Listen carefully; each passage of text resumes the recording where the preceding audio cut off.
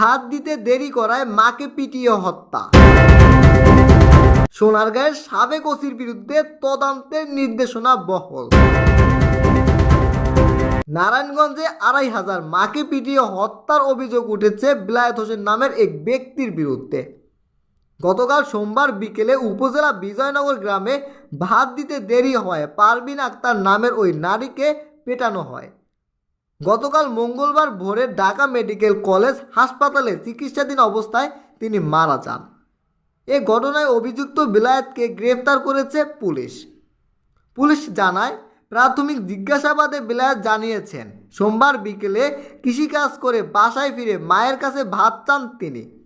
খাবার দিতে দেরি হওয়ায় মায়ের সঙ্গে তর্কে জড়িয়ে পড়েন। এক পর্যায়ে তাকে লাঠি দিয়ে এলোপাতাড়ি পিটিয়ে আহত করেন। তার চিৎকার শুনে আশেপাশের লোকজন হাসপাতালে নিয়ে যান।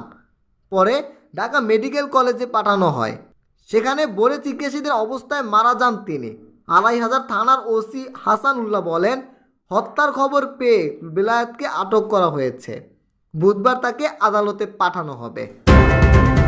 সোনারগাঁয়ের সাবেক ওসির বিরুদ্ধে তদন্তের নির্দেশনা, ব্যবসায়ীকে নির্যাতন। নারায়ণগঞ্জের সোনারগাঁও থানার সাবেক ভারপ্রাপ্ত ওসি মোর্শেদ আলম ও এসআই সাধন চন্দ্র বসকে বিরুদ্ধে পুলিশ ছাড়া অন্য কোনো সংস্থা দিয়ে তদন্ত করতে হাইকোর্টের নির্দেশনা বহাল রাখা হয়েছে। গতকাল মঙ্গলবার আপিল বিভাগের চেম্বার বিচারপতি এনায়েতুল রহিম এই আদেশ দেন। একই সঙ্গে আগামী বছরের ৩রা মার্চ আপিল বিভাগের নিয়মিত বেঞ্চে এ বিষয়ে শুনানির জন্য ধার্য করা হয়েছে। জমি সংক্রান্ত বিরুদ্ধে জেরে ব্যবসায়ীকে তুলে নিয়ে নির্যাতন ও চাঁদাবাজির অভিযোগ করার মামলায় গত ২৩শে মে এই নির্দেশনা দিয়েছেন হাইকোর্ট।